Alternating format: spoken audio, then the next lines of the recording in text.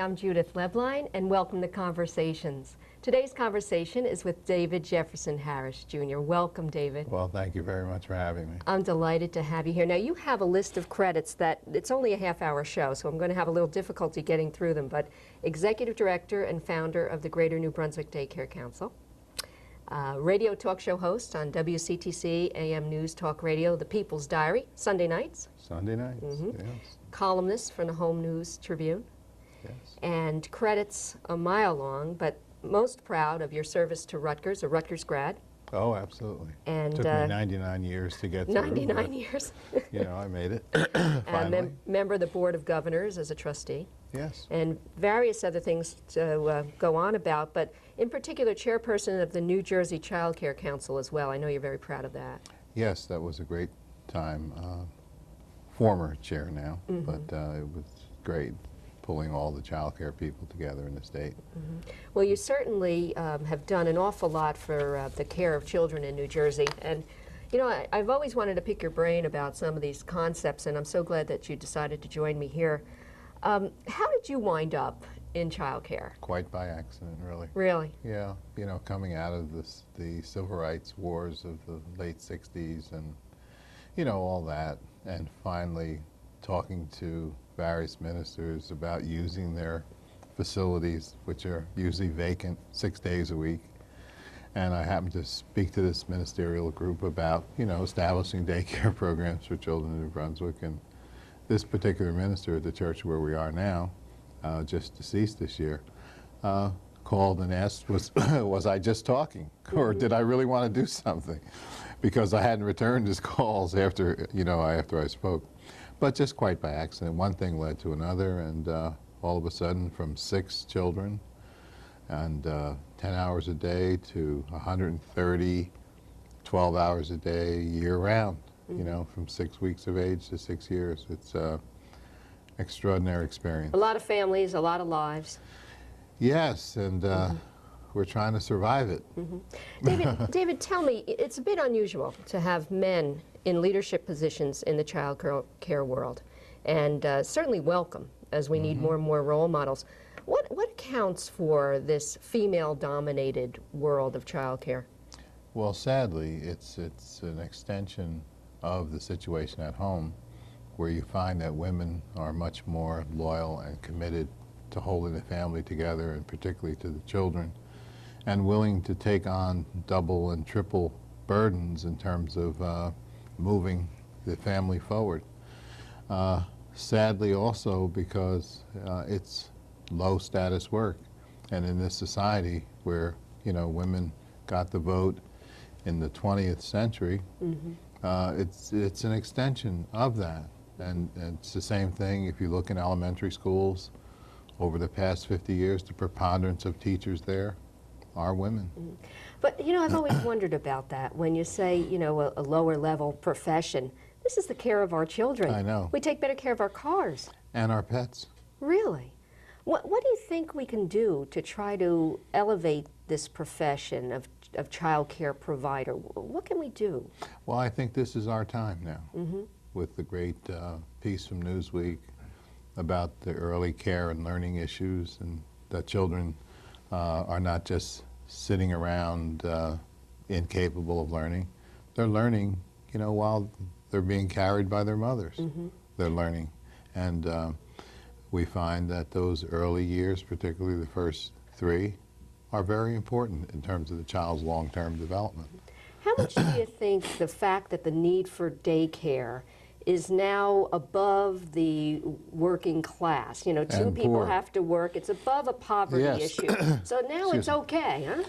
It's vogue now. It's, on my way over, isn't that something? Jude, I was thinking about that precise point. First, we started with the Great Society program, Head Start, 1965. And people thought of it as some great, you know, communist conspiracy. You know, why aren't these women staying home taking care of their own children? And why does the society have to pay? And in this very upscale community of East Brunswick, we have before and after care, after school, because the dynamics at home have changed in terms of 2 people working, the economy, It's And- mainstream now. Yes, and it is, we're right, this is our moment.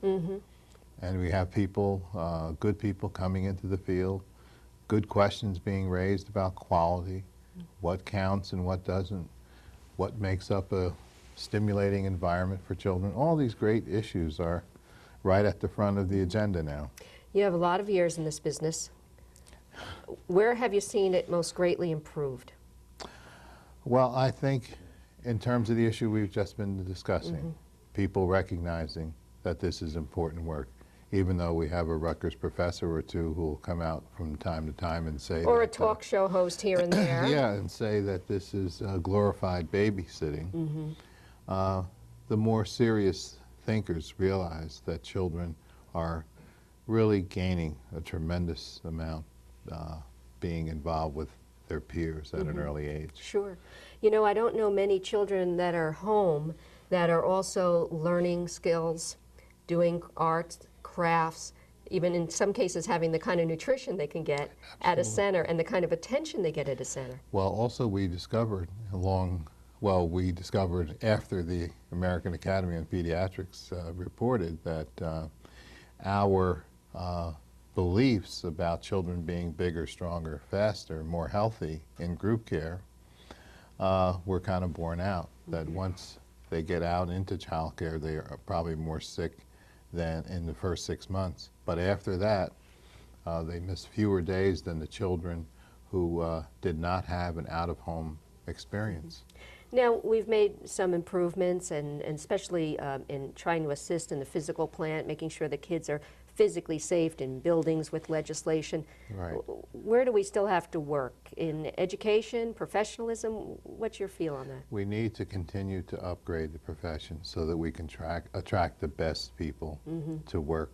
And that means being able to provide the pay and benefits for good people.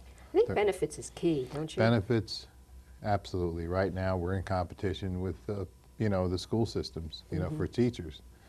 And it's hard to meet the benefit packages. It's hard to meet the pay levels, particularly here in a place like East Brunswick. Liability insurance. The insurance, well, there's a minimum requirement now, so you do have to have a certain level. The insurance issues, the insurance business finally realized that children are also safer in child care, and all these scares about abuse and neglect, and they find that still the most dangerous place for children is home. For accidents and abuse and death and all those other issues. In regards to regulations, where does New Jersey stand in protection of children in child care compared to other states? Are we in good shape? Yes, New Jersey is one of the leaders. We're not right in the top tier, the top 10, but certainly we're a long way from the bottom and getting better. How do we get better?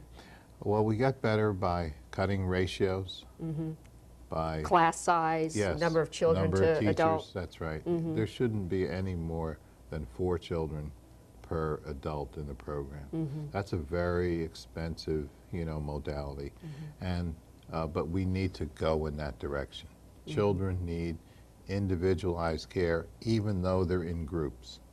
We need to be able to respond to their silence, respond to the other issues that indicate that they're unhappy, but most of all, be able to engage them one-on-one, to talk, to sing a song, play with them. Socialization skills. Those are very important skills, and to Sure. assist them in understanding that they're here for something special and that they need not be afraid to try new things.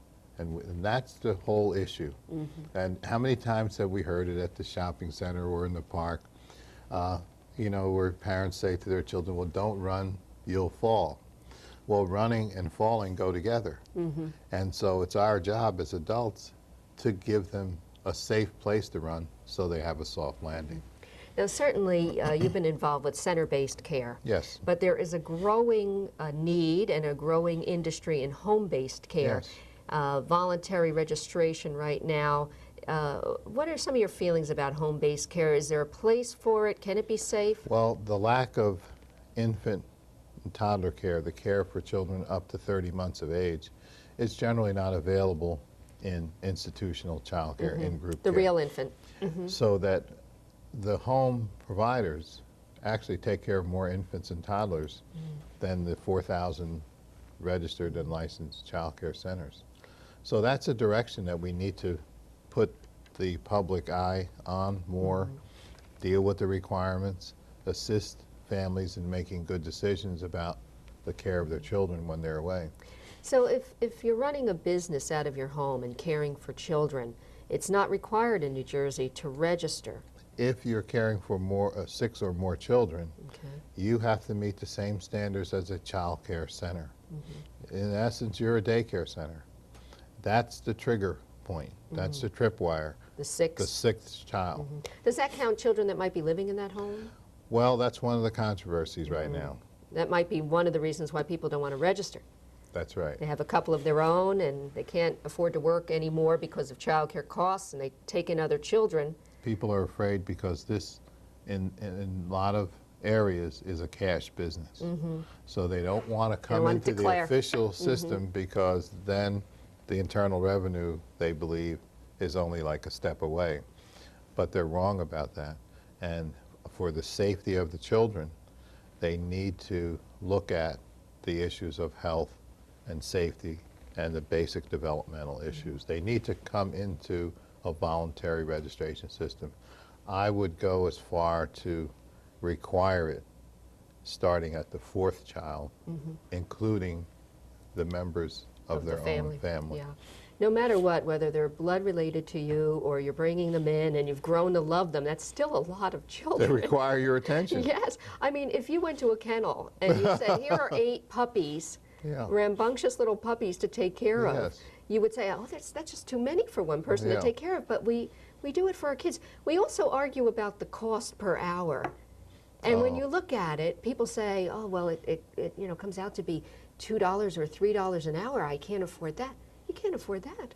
Yeah. It's your child. I understand not having the wherewithal, Yes. not having the income. Right. But the idea of equating that to being able to afford the care of your kid. That's where we have to make some major decisions as a nation. If you look at the European countries, and the Scandinavians especially, the French have a tremendously effective liberal model of care. Essentially, the care, the state gets involved right from birth and gives liberal time for the parents to stay with the children, family leave, and they provide care, that's funded by the state for all children.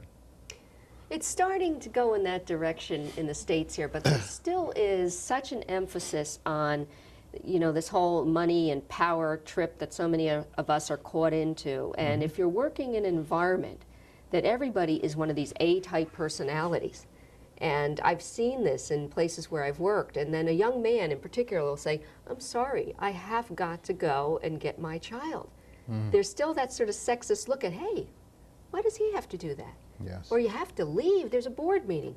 I mean, Right. that kind of pressure must be so tough. We have some parents who will come to us in the morning with sick children, and they'll say, oh, Mr. Harris, can you take care of her for about an hour and a half, and then call me at work and tell me that the baby's sick. And at that point, I'll have some support from the supervisors to go get my child, to come and get my child. So you have to play God, these that's got to be games. so tough. And we have some people working on the other end of the income scale where you call about a sick child and the employer will say they can't take personal messages. Can you imagine? And we had a 3-hour fight to be able to communicate with a parent about a sick child and to get some guidance from her. But the bosses wouldn't let the call go through. You touched on it a little bit about government involvement. How about helping subsidize child care? Is there enough out there for people? I think where you really fall into the gap is the poor have some resources to them, Yes. especially if it's a back-to-work program and they Yes. have a little bit of assistance, not that it makes a huge difference, but Right. it helps. And then if you're doing all right, you can really name your price and pick your slot, and Right. some have to sign up before the baby's even born. But Absolutely. in the middle, where you're not really getting a lot of aid, how can we help that? The Because it wom- helps the economy to work. The women of America are subsidizing, those who work in child care centers are subsidizing the family care system through low wages, the lack of benefits. It's the same old story. When the men went off in the various world wars, we relied on the women, and when it's time to come home, the women had to go back home. Yeah. Fortunately, there are some changes now that the benefits are beginning to creep up, but it's a patchwork system, and we need to have better government policy so that we can all contribute and use the system so that the most needy people don't fall through the cracks, and others. If you look at the situation with bankruptcy and all, divorced women are in those areas because of this issue. If they could afford quality care, they could move toward independence. So it's not just do you qualify for Head Start, but across the board, across the spectrum of families in America, we need a more sensitive and caring government. That's why we're paying taxes. We're willing to pay more even under certain circumstances. Well, we hear a lot of lip service about family values, but we don't see it as evidenced in support of child care, do we? If you're just joining us, we're talking about daycare on Conversations with David Jarris. And David, the image of daycare and child care providers is that, as you said, as a lower level or entry job. And it's so interesting to me that when you finally hear someone that two parents are working and they're doing all right, the usual suburban picture, and then a woman says, well, you know, the cost of 3 children in daycare, I'll have to stay home. It finally hits home, I think, to middle-class America, how tough it has to be on the other end. Are you starting to see a better understanding in the different folks that use, for example, the Greater Daycare Council? Well, I see that, and what we realize is that we have to increase our fundraising efforts, because although people are required to pay a small stipend in some cases, we realize that they can't pay that we want to help them keep all the money if they're just coming off welfare. We don't, and they're in a dead-end job, you know, we don't want to be standing by the door, you know, with the basket in our hand saying, well, I'll hand your kid over, but, you know, give me your money. So we do a lot of fundraising. We do get tremendous support from companies like Johnson & Johnson, the County of Middlesex. We get tremendous support from the state and federal governments. So when the cost of childcare starts to hit you, I think you can become a bit more compassionate when you understand that someone making half of what you make, perhaps, for whatever life has dealt them or for whatever their ability is. You know, the world needs rickshaw drivers. That's an expression, you know, that everybody has a role and a place, and, you know, we can't just say that the rich can have children. Well, you know, the sad thing, it's like college. Some people get a free ride, and others, just like you said, when they hit that middle class and they start moving up and doing better, they have to pay the full freight. Well, there's no such thing as any student really paying the full freight. It's always subsidized, but paying a lot more than the people who pay a nominal amount of tuition. Sometimes there's hostility. Instead of getting together and putting these issues, moving them to a higher priority in the governmental system so that we could get benefits for all, sometimes we turn around and point the finger, well, if her kid can go tuition free, I want my kid, I'm a taxpayer too. Instead of looking at the bigger pot and trying to encourage the government rather than divide us and fight. You know, education and quality daycare pay off a long way down the road. Yes, they do. And if it saves a family and creates a profession for someone and makes them support themselves, and we have a healthy, well-balanced child that gives to society, you know, we have to try to market it that way so that people understand that. If it wasn't for public assistance, I wouldn't have gone to college. And I think that in 25 professional years, I've paid it back a little bit. Absolutely. That subsidy, and I see that from children that are given some assistance. David, do you ever think that Head Start, pre-K, daycare will ever be included in the formal definition of education? Will we get there? Do you know, in the special needs districts, the 30 special needs districts, they have now moved the age back to 4, where they're receiving services from the public schools. This is just a beginning, and it will move across the country and across all districts. It's just like kindergarten. It's still in New Jersey an optional grade. You do not have to attend kindergarten. In some communities that surprise me don't have Full-day kindergarten. And so you will see, given the changes we see in the marketplace, the global economy, you will see more programs model on what we see just in the special needs districts. Right. Eventually, community child care will care for infants and toddlers. Children starting at age 4 will go to the public schools. Essentially, we're gearing up in our organization now to face that reality, to be ahead of the curve on that issue. I'd like to see education include after-school care in its definition as well. Well, I actually, my model is one where the schools open very early. We own those buildings. And so I don't want to divide it up and call it before or after care or evening care. I want us to have the early care and education programs as part of the whole day. Just so they're not warring factors. Absolutely. Factions, excuse me, like, you know, you can't use our building, our bus. Yes. We have to start looking that the child is educated. And those buildings belong to the taxpayers. Exactly, thank you. And those programs. So we want to break the straitjacket of the 180 days access to those buildings in a very structured, a very limited in terms of definition of what those programs are about. We want to open those up to a 260-day program. I hope I don't hear the teachers union crashing through the walls. That wasn't the big noise. But a 260-day program so that we can help children read more, write more, instead of just taking these little silly little tests where you fill in the dots. Teachers need time to teach. And be nurtured more when they need that. Absolutely. Now, you and I can go on forever. We'll have to have you back Let's because do it. I do want to talk about daycare in our high schools and Oh, the role boy. that plays with unwed mothers. And Yes. I know you feel strongly about that, but I want to hear more about you. Who influenced your life the most? Well, you would have to go back again to the family unit. There was my grandmother. We grew up in my grandmother's house. And there was my mother and the community, the church, and there were a whole set of values right here in South River, across the street. And that shaped me tremendously.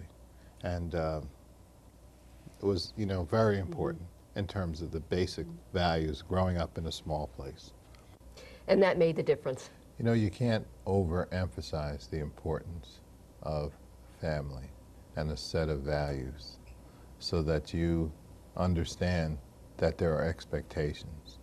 And you can't overemphasize the importance of knowing that people love you and care about you. And each and every day, they're always there. I always remember my grandmother being the first one up at home. Today, you know, I look at some of the children who come to me in the morning. I know no adult has looked at them, you know. And it's just having that foundation and growing out from there, having teachers who really cared and encouraged you when you wrote something that you felt insecure about, and to have the teacher come up and say, you know, that was really very good.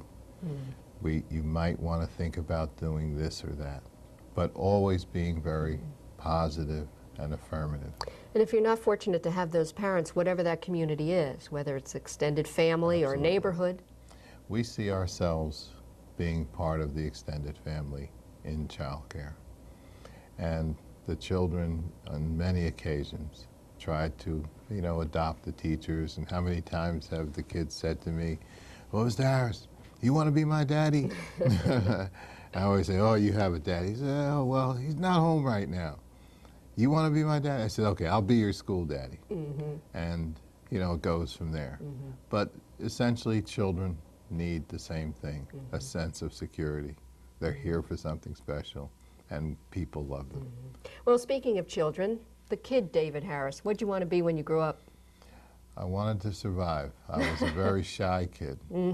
I was very, as my grandmother used to say, you know, you're going to be crying all the time because you wear your feelings on your shoulder. And what I realize now is that that helps me in my writing. It is an extraordinary sense that stayed with me from when I was a child, and I always wanted to kind of block that out, you know, but what did I want to be? I wanted to be something good. I wanted to be good from a little kid. You know how your parents say, well, they always say, be good, and I would be right there. You know, when the teachers called on you, I was sitting up and wasn't chewing gum or giving them a hard time. Well, Grandma would say you've done good, David. Well, thank you very much. You've done good. And you've helped to raise a lot of children in a lot of years and touched many children that you may never meet. So we thank you on their behalf. Well, thank you. There's nothing like a good conversation. Join us again, won't you?